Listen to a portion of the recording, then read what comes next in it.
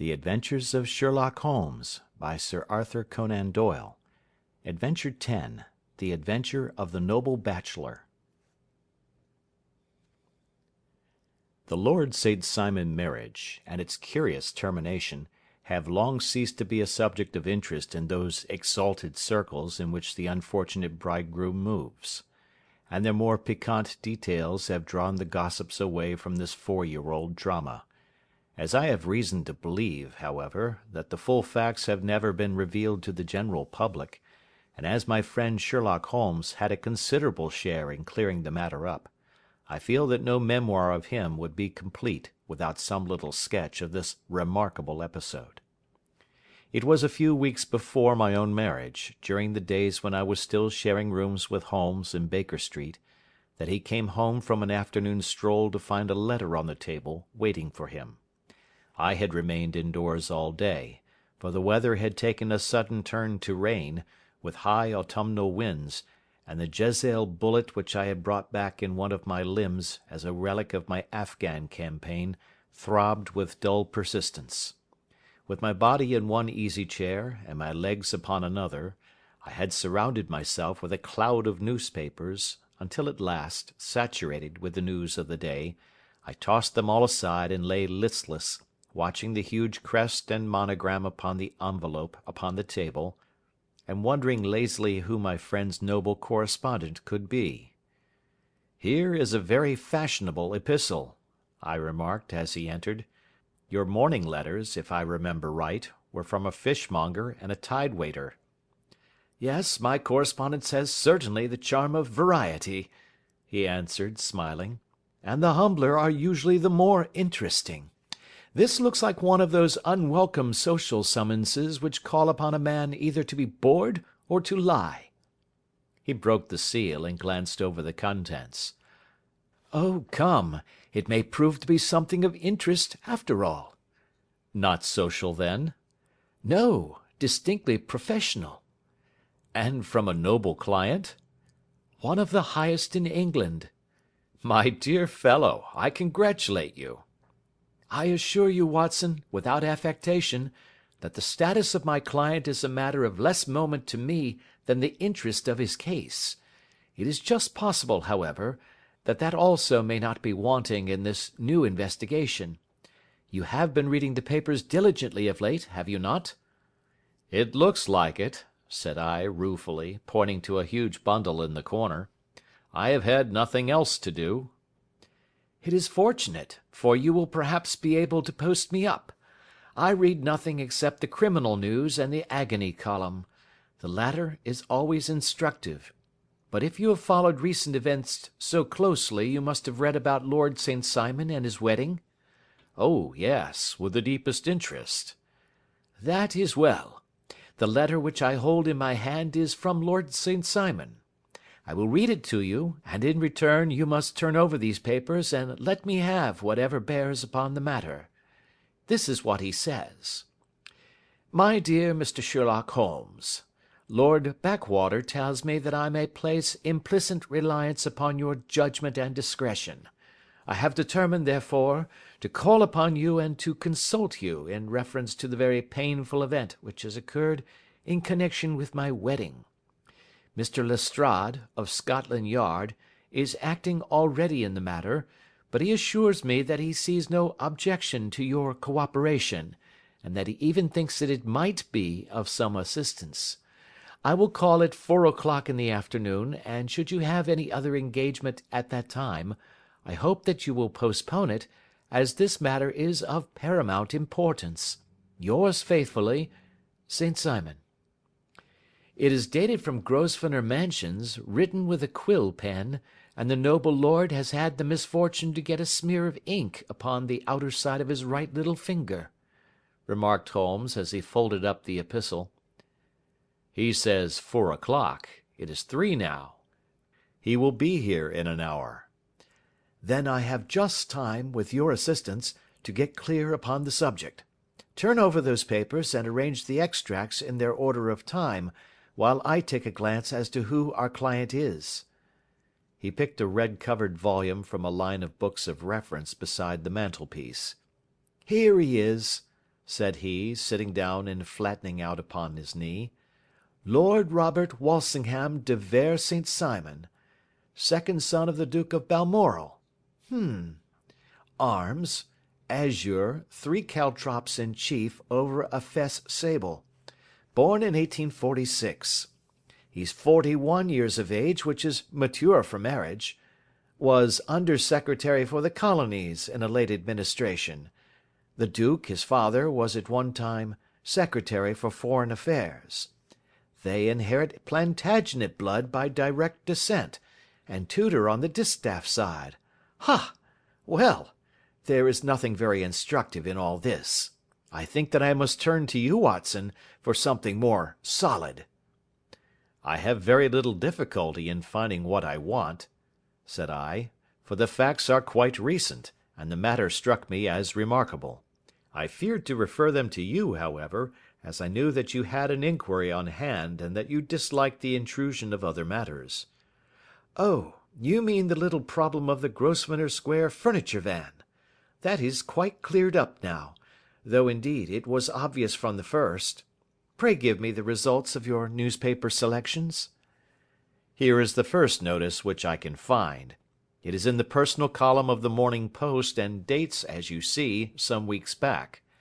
A marriage has been arranged, it says, and will, if rumour is correct, very shortly take place between Lord Robert St. Simon, second son of the Duke of Balmoral, and Miss Hatty Doran, the only daughter of Aloysius Doran, Esquire, of San Francisco, California, USA.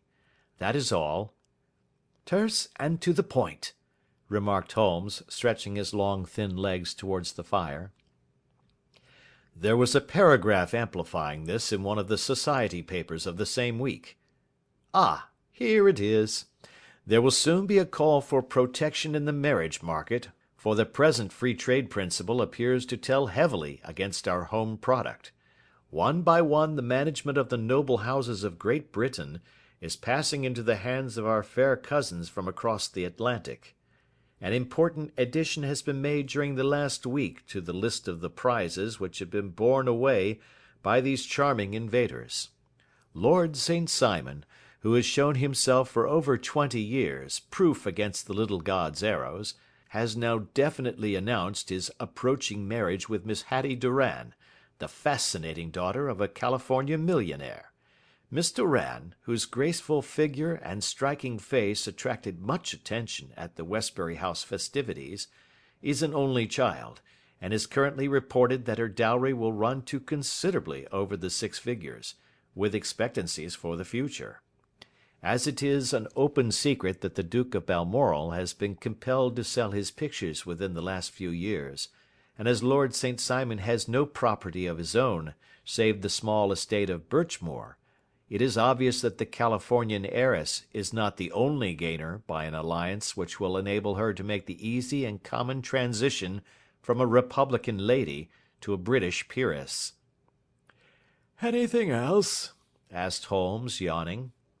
"Oh, yes, plenty.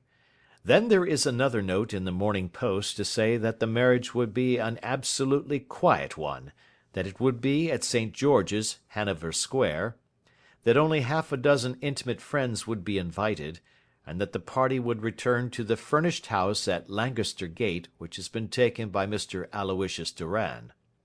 2 days later, that is, on Wednesday last, there is a curt announcement that the wedding had taken place, and that the honeymoon would be passed at Lord Backwater's place, near Petersfield. Those are all the notices which appeared before the disappearance of the bride." "Before the what?" asked Holmes with a start. "The vanishing of the lady." "When did she vanish, then?" "At the wedding breakfast." "Indeed! This is more interesting than it promised to be. Quite dramatic, in fact." "Yes, it struck me as being a little out of the common." "They often vanish before the ceremony, and occasionally during the honeymoon, but I cannot call to mind anything quite so prompt as this. Pray let me have the details." "I warn you that they are very incomplete." "Perhaps we might make them less so." Such as they are set forth in a single article of a morning paper of yesterday, which I will read to you. It is headed, "Singular Occurrence at a Fashionable Wedding." The family of Lord Robert St. Simon has been thrown into the greatest consternation by the strange and painful episodes which have taken place in connection with his wedding. The ceremony, as shortly announced in the papers of yesterday, occurred on the previous morning, but it is only now that it has been possible to confirm the strange rumours which have been so persistently floating about. In spite of the attempts of the friends to hush the matter up, so much public attention has now been drawn to it that no good purpose can be served by affecting to disregard what is a common subject for conversation. The ceremony, which was performed at St. George's, Hanover Square, was a very quiet one, no one being present save the father of the bride, Mr. Aloysius Doran, the Duchess of Balmoral, Lord Backwater, Lord Eustace and Lady Clara St. Simon, the younger brother and sister of the bridegroom, and Lady Alicia Whittington. The whole party proceeded afterwards to the house of Mr. Aloysius Doran, at Lancaster Gate, where breakfast had been prepared. It appears that some little trouble was caused by a woman, whose name has not been ascertained, who endeavoured to force her way into the house after the bridal party, alleging that she had some claim upon Lord St. Simon. It was only after a painful and prolonged scene that she was ejected by the butler and the footman. The bride, who had fortunately entered the house before this unpleasant interruption, had sat down to breakfast with the rest, when she complained of a sudden indisposition and retired to her room. Her prolonged absence having caused some comment, her father followed her, but learned from her maid that she had only come up to her chamber for an instant, caught up an ulster and bonnet, and hurried down to the passage. One of the footmen declared that he had seen a lady leave the house thus apparelled, but had refused to credit that it was his mistress, believing her to be with the company. On ascertaining that his daughter had disappeared, Mr. Aloysius Doran, in conjunction with the bridegroom, instantly put themselves in communication with the police, and very energetic inquiries are being made, which will probably result in a speedy clearing up of this very singular business. Up to a late hour last night, however, nothing had transpired as to the whereabouts of the missing lady. There are rumours of foul play in the matter, and it is said that the police have caused the arrest of the woman who had caused the original disturbance, in the belief that, from jealousy or some other motive, she may have been concerned in the strange disappearance of the bride. And is that all? Only one little item in another of the morning papers, but it is a suggestive one. And it is? That Miss Flora Millar, the lady who had caused the disturbance, has actually been arrested. It appears that she was formerly a danseuse at the Allegro, and that she has known the bridegroom for some years. There are no further particulars, and the whole case is in your hands now, so far as it has been set forth in the public press. And an exceedingly interesting case it appears to be. I would not have missed it for worlds. But there is the ring at the bell, Watson, and as the clock makes it a few minutes after 4, I have no doubt that this will prove to be our noble client. Do not dream of going, Watson, for I very much prefer having a witness, if only as a check to my own memory. Lord Robert St. Simon, announced our page boy, throwing open the door. A gentleman entered, with a pleasant, cultured face, high-nosed and pale, with something perhaps of petulance about the mouth, and with the steady, well-opened eye of a man whose pleasant lot it had ever been to command and to be obeyed. His manner was brisk, and yet his general appearance gave an undue impression of age, for he had a slight forward stoop and a little bend of the knees as he walked. His hair, too, as he swept off his very curly-brimmed hat, was grizzled round the edges and thin upon the top. As to his dress, it was careful to the verge of foppishness, with high collar, black frock-coat, white waistcoat, yellow gloves, patent leather shoes, and light-coloured gaiters. he advanced slowly into the room, turning his head from left to right, and swinging in his right hand the cord which held his golden eyeglasses.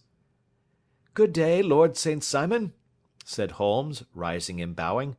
"Pray take the basket chair. This is my friend and colleague, Dr. Watson. Draw up a little to the fire, and we will talk this matter over."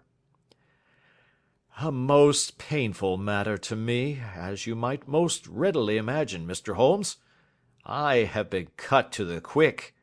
I understand that you have already managed several delicate cases of this sort, sir, though I presume that they were hardly from the same class of society."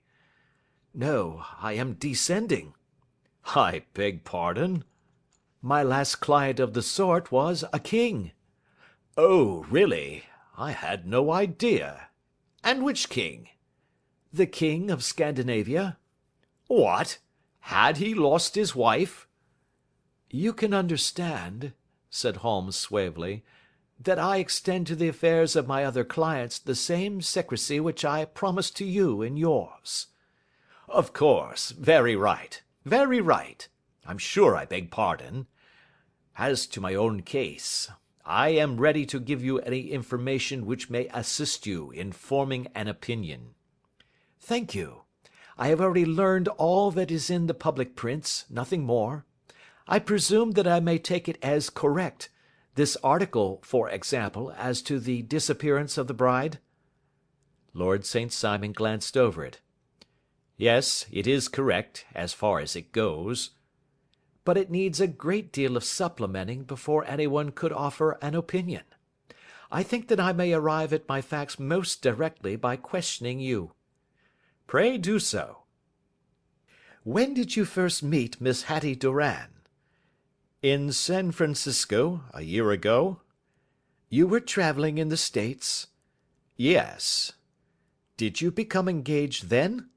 "No." "But you were on a friendly footing?" "I was amused by her society, and she could see that I was amused."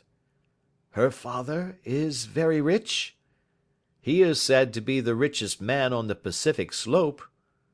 "And how did he make his money?" "In mining. He had nothing a few years ago. Then he struck gold, invested it, and came up by leaps and bounds."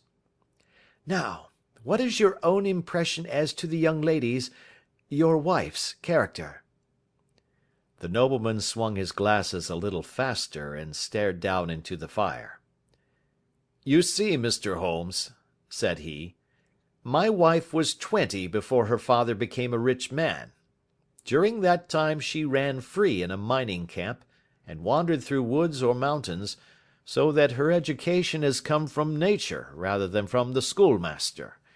She is what we call in England a tomboy, with a strong nature, wild and free, unfettered by any sort of traditions. She is impetuous, volcanic, I was about to say. She is swift in making up her mind, and fearless in carrying out her resolutions. On the other hand, I would not have given her the name which I have the honour to bear," he gave a little stately cough, "had I not thought her to be at bottom a noble woman. I believe that she is capable of heroic self-sacrifice, and that anything dishonourable would be repugnant to her." "Have you her photograph?" "I brought this with me." He opened a locket, and showed us the full face of a very lovely woman. It was not a photograph, but an ivory miniature, and the artist had brought out the full effect of the lustrous black hair, the large dark eyes, and the exquisite mouth. Holmes gazed long and earnestly at it. Then he closed the locket and handed it back to Lord St. Simon. "The young lady came to London, then, and you renewed your acquaintance?"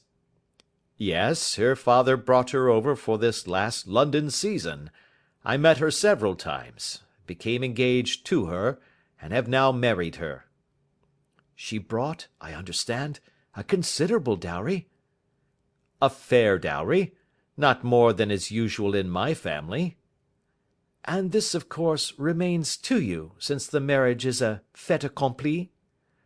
I really have made no inquiries on the subject.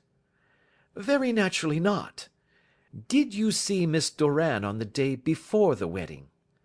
Yes. Was she in good spirits? Never better. She kept talking of what we should do in our future lives. Indeed, that is very interesting. And on the morning of the wedding? She was as bright as possible, at least until after the ceremony. And did you observe any change in her then? Well, to tell the truth, I saw then the first signs that I had ever seen, that her temper was just a little sharp. The incident, however, was too trivial to relate, and can have no possible bearing upon the case. Pray let us have it for all that. Oh, it is childish. She dropped her bouquet as we went towards the vestry. She was passing the front pew at the time, and it fell over into the pew. There was a moment's delay, but the gentleman in the pew handed it up to her again, and it did not appear to be the worse for the fall. Yet when I spoke to her of the matter, she answered me abruptly, and in the carriage on our way home she seemed absurdly agitated over this trifling cause. Indeed, you say that there was a gentleman in the pew. Some of the general public were present, then? Oh, yes, it is impossible to exclude them when the church is open. This gentleman was not one of your wife's friends? No, no. I call him a gentleman by courtesy, but he was quite a common-looking person. I hardly noticed his appearance. But really I think that we are wandering rather far from the point. Lady St. Simon, then, returned from the wedding in a less cheerful frame of mind than she had gone to it. What did she do on re-entering her father's house? I saw her in conversation with her maid. And who is her maid? Alice is her name. She is an American and came from California with her. A confidential servant? A little too much so. It seemed to me that her mistress allowed her to take great liberties. Still, of course, in America they look upon these things in a different way. How long did she speak to this Alice? Oh, a few minutes. I had something else to think of. You did not overhear what they said? Lady St. Simon said something about jumping a claim. She was accustomed to use slang of the kind. I have no idea what she meant. American slang is very expressive sometimes. And what did your wife do when she finished speaking to her maid? She walked into the breakfast room. On your arm? No, alone. She was very independent in little matters like that. Then, after we had sat down for 10 minutes or so, she rose hurriedly, muttered some words of apology, and left the room. She never came back.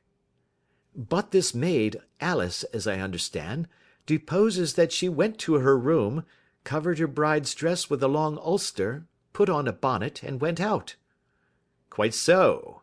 And she was afterwards seen walking into Hyde Park in company with Flora Millar, a woman who is now in custody, and who had already made a disturbance at Mr. Doran's house that morning. Ah, yes.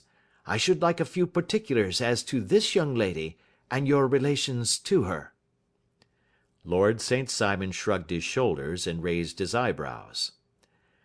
We have been on a friendly footing for some years. I may say on a very friendly footing. She used to be at the Allegro.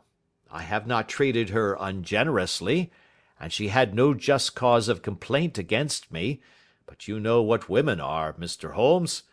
Flora was a dear little thing, but exceedingly hot-headed and devotedly attached to me.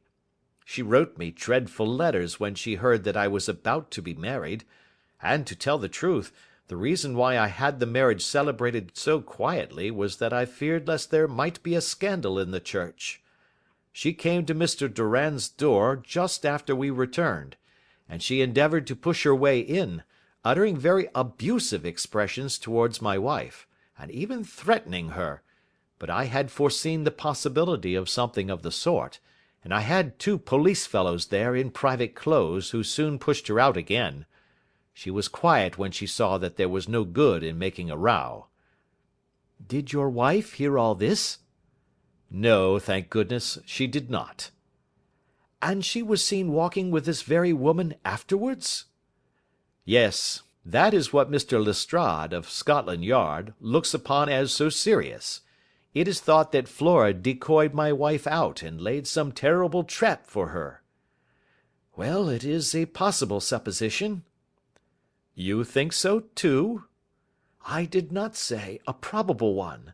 But you did not yourself look upon this as likely?" "I do not think Flora would hurt a fly." "Still, jealousy is a strange transformer of characters. Pray what is your own theory as to what took place?" "Well, really, I came to seek a theory, not to propound one. I have given you all the facts. Since you ask me, however, I may say that it has occurred to me as possible that the excitement of this affair, the consciousness that she had made so immense a social stride, had the effect of causing some little nervous disturbance in my wife." "In short, that she had become suddenly deranged?" "Well, really, when I consider that she has turned her back, I will not say upon me, but upon so much that many have aspired to without success, I can hardly explain it in any other fashion." "Well, certainly that is also a conceivable hypothesis," said Holmes, smiling. "And now, Lord St. Simon, I think that I have nearly all my data. May I ask whether you were seated at the breakfast table so that you could see out of the window?" "We could see the other side of the road and the park." "Quite so. Then I do not think that I need to detain you longer. I shall communicate with you." "Should you be fortunate enough to solve this problem," said our client, rising. "I have solved it." "Eh? What was that?" "I say that I have solved it." "Where, then, is my wife?"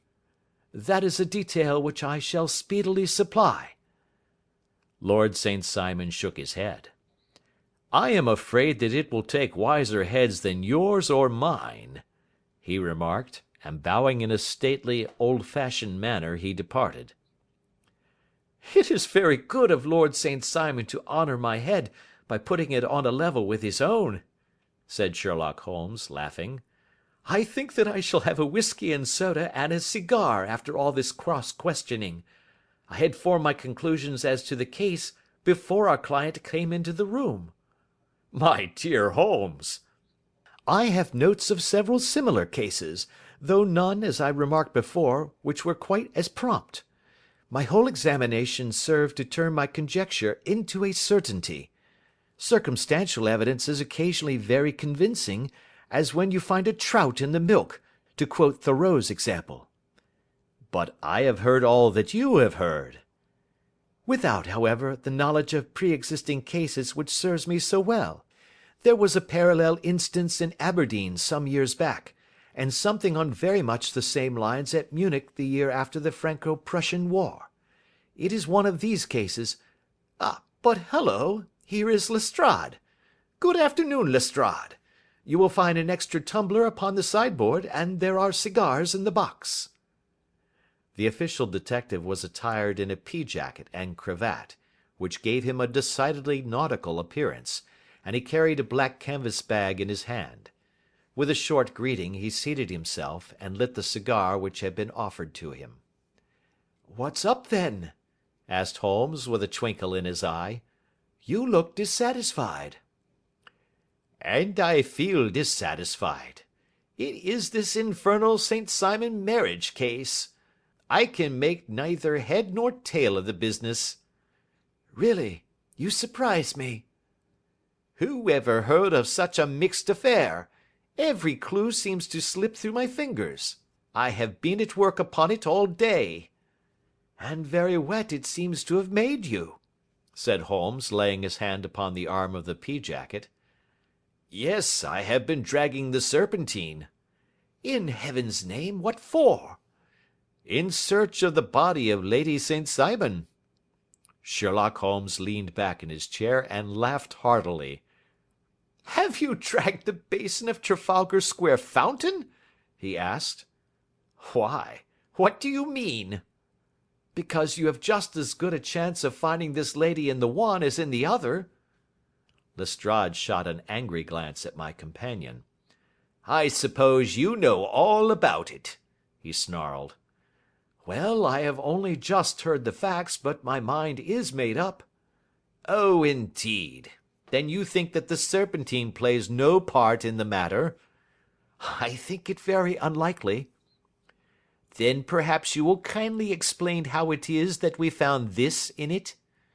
He opened his bag as he spoke, and tumbled on to the floor a wedding dress of watered silk, a pair of white satin shoes, and a bride's wreath and veil, all discoloured and soaked in water. "There," said he, putting a new wedding ring upon the top of the pile, "there is a little nut for you to crack, Master Holmes."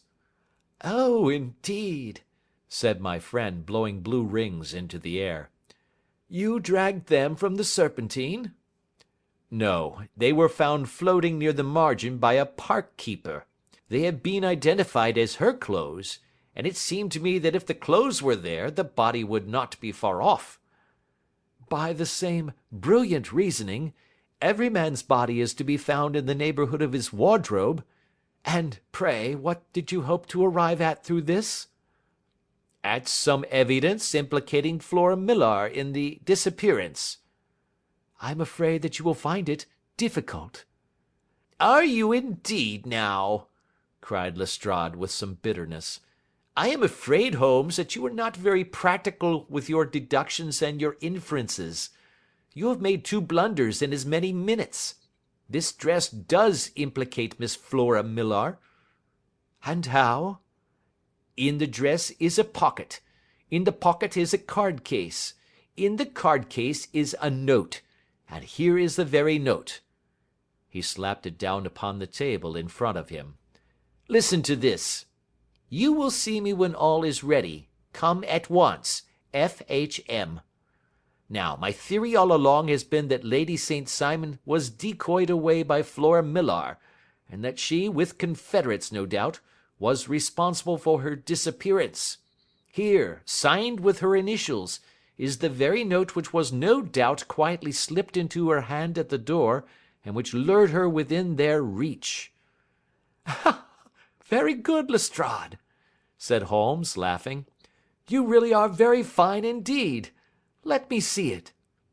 He took up the paper in a listless way, but his attention instantly became riveted, and he gave a little cry of satisfaction. "This is indeed important," said he. "Ha! You find it so?" "Extremely so. I congratulate you warmly." Lestrade rose in his triumph and bent his head to look. "Why," he shrieked, "you're looking at the wrong side." "On the contrary, this is the right side." "The right side? You're mad. Here is the note written in pencil over here." "And over here is what appears to be the fragment of a hotel bill, which interests me deeply." "There's nothing in it. I looked at it before," said Lestrade. "October 4th, rooms 8 shillings, breakfast 2 shillings 6 pence, cocktail 1 shilling, lunch 2 shillings 6 pence, glass sherry 8 pence. I see nothing in that." "Very likely not. It is most important all the same. As to the note, it is important also, or at least the initials are, so I congratulate you again." "I've wasted time enough," said Lestrade, rising. "I believe in hard work and not in sitting by the fire spinning fine theories. Good day, Mr. Holmes, and we shall see which gets to the bottom of the matter first." He gathered up the garments, thrust them into the bag, and made for the door. "Just one hint to you, Lestrade," drawled Holmes before his rival vanished. "I will tell you the true solution of the matter. Lady St. Simon is a myth. There is not, and there never has been, any such person." Lestrade looked sadly at my companion. Then he turned to me, tapped his forehead 3 times, shook his head solemnly, and hurried away. He had hardly shut the door behind him when Holmes rose to put on his overcoat. "There is something in what the fellow says about outdoor work," he remarked. "So I think, Watson, that I must leave you to your papers for a little." It was after 5 o'clock when Sherlock Holmes left me, but I had no time to be lonely, for within an hour there arrived a confectioner's man with a very large flat box. This he unpacked with the help of a youth whom he had brought with him, and presently, to my very great astonishment, a quite epicurean little cold supper began to be laid out upon our humble lodging-house mahogany. There were a couple of brace of cold woodcock, a pheasant, a pâté de foie gras pie with a group of ancient and cobwebby bottles. Having laid out all these luxuries, my two visitors vanished away, like the genii of the Arabian Nights, with no explanation save that the things had been paid for, and were ordered to this address. Just before 9 o'clock, Sherlock Holmes stepped briskly into the room. His features were gravely set, but there was a light in his eye which made me think that he had not been disappointed in his conclusions. "They have laid the supper, then," he said, rubbing his hands. "You seem to expect company. They have laid for 5. "Yes, I fancy we may have some company dropping in," said he. "I am surprised that Lord St. Simon has not already arrived. Ha! I fancy that I hear his step now upon the stairs." It was indeed our visitor of the afternoon who came bustling in, dangling his glasses more vigorously than ever, and with a very perturbed expression upon his aristocratic features. "My messenger reached you, then?" asked Holmes. "Yes, and I confess that the contents startled me beyond measure. Have you good authority for what you say?" "The best possible." Lord St. Simon sank into a chair and passed his hand over his forehead. "What will the duke say," he murmured, "when he hears that one of the family has been subjected to such humiliation?" "It is the purest accident. I cannot allow that there is any humiliation." "Ah, you look on these things from another standpoint." "I fail to see that anyone is to blame. I can hardly see how the lady could have acted otherwise, though her abrupt method of doing it was undoubtedly to be regretted. Having no mother, she had no one to advise her at such a crisis." "It was a slight, sir, a public slight," said Lord St. Simon, tapping his fingers upon the table. "You must make allowance for this poor girl, placed in so unprecedented a position." "I will make no allowance. I am very angry indeed, and I have been shamefully used." "I think that I heard a ring," said Holmes. "Yes, there are steps on the landing. If I cannot persuade you to take a lenient view of the matter, Lord St. Simon, I have brought an advocate here who may be more successful." He opened the door and ushered in a lady and gentleman.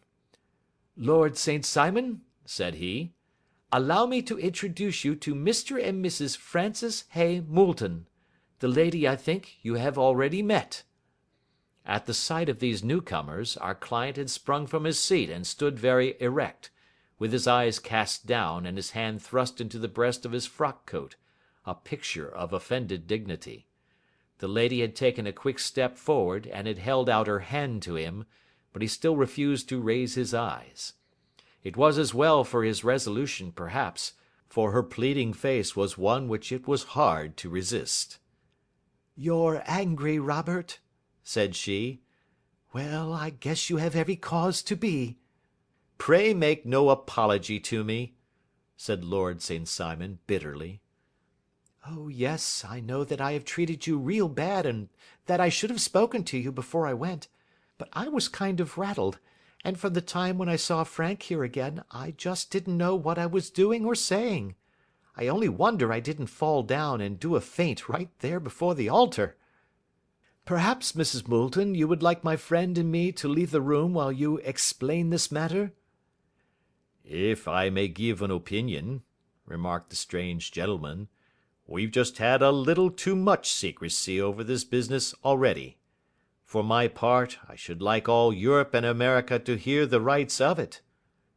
He was a small, wiry, sunburnt man, clean-shaven, with a sharp face and alert manner. "Then I'll tell our story right away," said the lady. "Frank here and I met in '84, in McQuire's camp, near the Rockies, where Pa was working a claim. We were engaged to each other, Frank and I, but then one day Father struck a rich pocket and made a pile, while poor Frank here had a claim that petered out and came to nothing. The richer Pa grew, the poorer was Frank, so at last Pa wouldn't hear of our engagement lasting any longer, and he took me away to 'Frisco. Frank wouldn't throw up his hand, though, so he followed me there, and he saw me without Pa knowing anything about it. It would only have made him mad to know, so we just fixed it all up for ourselves.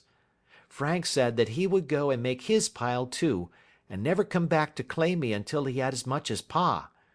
So then I promised to wait for him to the end of time, and pledged myself not to marry anyone else while he lived. 'Why shouldn't we be married right away then?' said he, 'and then I will feel sure of you, and I won't claim to be your husband until I come back.'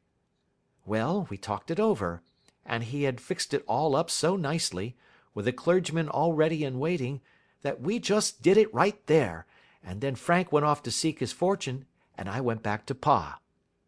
The next I heard of Frank was that he was in Montana, and then he went prospecting in Arizona, and then I heard of him from New Mexico. After that came a long newspaper story about how a miners' camp had been attacked by Apache Indians, and there was my Frank's name among the killed. I fainted dead away, and I was very sick for months after. Pa thought I had a decline and took me to half the doctors in 'Frisco.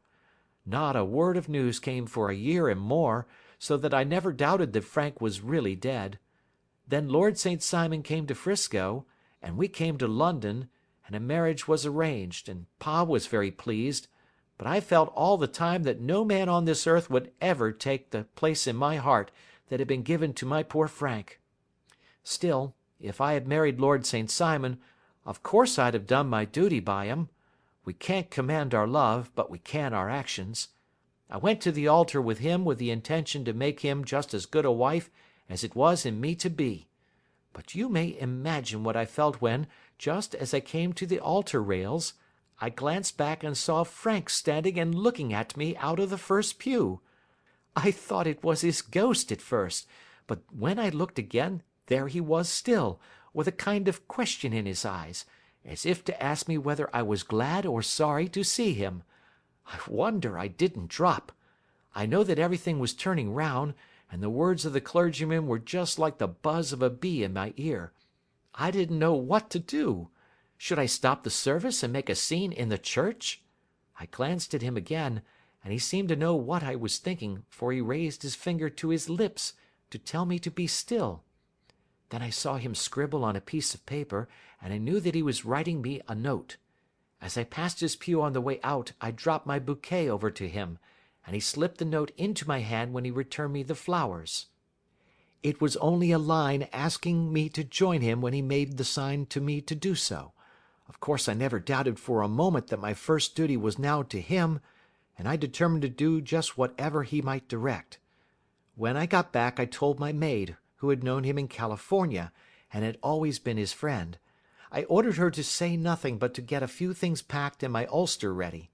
I know I ought to have spoken to Lord St. Simon, but it was dreadful hard before his mother and all those great people. I just made up my mind to run away and explain afterwards. I hadn't been at the table 10 minutes before I saw Frank out of the window at the other side of the road. He beckoned to me and then began walking into the park. I slipped out, put on my things, and followed him. Some woman came talking something or other about Lord St. Simon to me. Seemed to me from the little I heard as if he had a little secret of his own before marriage also. But I managed to get away from her, and soon overtook Frank. We got into a cab together, and away we drove to some lodgings he had taken in Gordon Square, and that was my true wedding after all those years of waiting.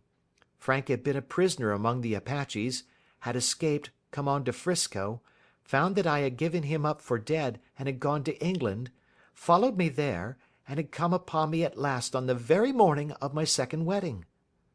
"I saw it in a paper," explained the American. "It gave the name in the church, but not where the lady lived." Then we had a talk as to what we should do, and Frank was all for openness. But I was so ashamed of it all that I felt as if I should like to vanish away and never see any of them again.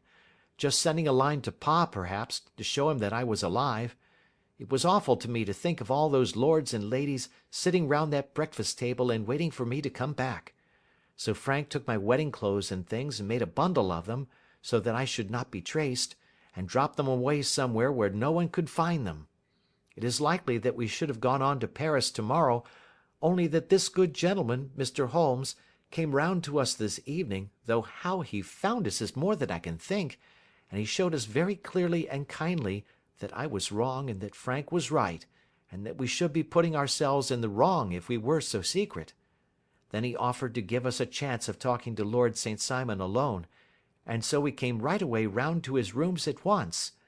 Now, Robert, you have heard it all, and I am very sorry if I have given you pain, and I hope that you do not think very meanly of me."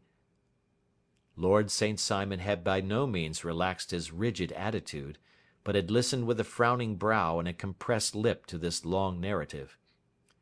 "Excuse me," he said, "but it is not my custom to discuss my most intimate personal affairs in this public manner."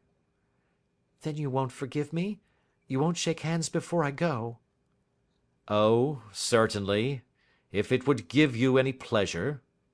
He put out his hand and coldly grasped that which she extended to him. "I had hoped," suggested Holmes, "that you would have joined us in a friendly supper." "I think that there you ask a little too much," responded his lordship. "I may be forced to acquiesce in these recent developments, but I can hardly be expected to make merry over them. I think that with your permission I will now wish you all a very good night." He included us all in a sweeping bow, and stalked out of the room. "Then I trust that you at least will honour me with your company," said Sherlock Holmes. "It is always a joy to meet an American, Mr. Moulton, for I am one of those who believe that the folly of a monarch and the blundering of a minister in far gone years will not prevent our children from being some day citizens of the same world-wide country under a flag which shall be a quartering of the Union Jack with the stars and stripes." "The case has been an interesting one," remarked Holmes when our visitors had left us, "because it serves to show very clearly how simple the explanation may be of an affair which at first sight seems to be almost inexplicable. Nothing could be more natural than the sequence of events as narrated by this lady, and nothing stranger than the result when viewed, for instance, by Mr. Lestrade of Scotland Yard." "You were not yourself at fault at all, then?" "From the first, two facts were very obvious to me. The one, that the lady had been quite willing to undergo the wedding ceremony. The other, that she had repented of it within a few minutes of returning home. Obviously something had occurred during the morning, then, to cause her to change her mind. What could that something be? She could not have spoken to anyone when she was out, for she had been in the company of the bridegroom. Had she seen someone then? If she had, it must be someone from America, because she had spent so short a time in this country that she could hardly have allowed anyone to acquire so deep an influence over her that the mere sight of him would induce her to change her plans so completely. You see, we have already arrived, by a process of exclusion, at the idea that she might have seen an American. Then who could this American be, and why should he possess so much influence over her? It might be a lover. It might be a husband. Her young womanhood had, I knew, been spent in rough scenes and under strange conditions. So far I had got before I ever heard Lord St. Simon's narrative.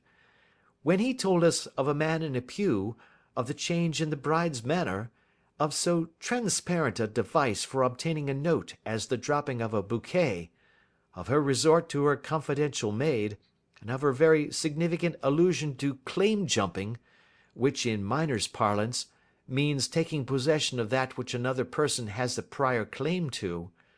The whole situation became absolutely clear.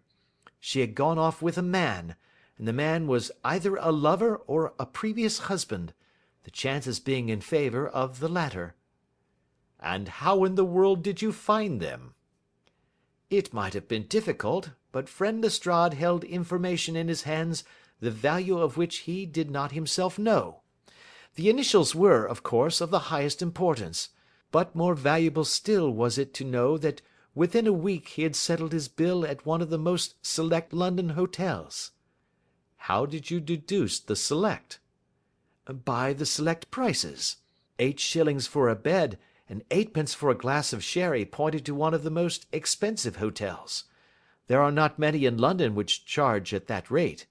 In the second one which I visited in Northumberland Avenue, I learned by an inspection of the book that Francis H. Moulton, an American gentleman, had left only the day before, and on looking over the entries against him, I came upon the very items which I had seen in the duplicate bill.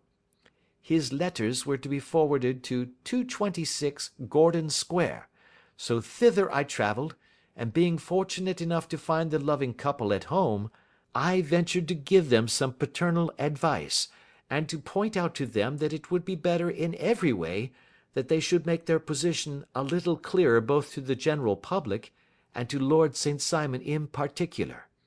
I invited them to meet him here, and, as you see, I made him keep the appointment." "But with no very good result," I remarked. "His conduct was certainly not very gracious." "Ah, Watson," said Holmes, smiling, "perhaps you would not be very gracious either, if, after all the trouble of wooing and wedding, you found yourself deprived in an instant of wife and of fortune. I think that we may judge Lord St. Simon very mercifully, and thank our stars that we are never likely to find ourselves in the same position. Draw your chair up, and hand me my violin, for the only problem we have still to solve is how to while away these bleak autumnal evenings."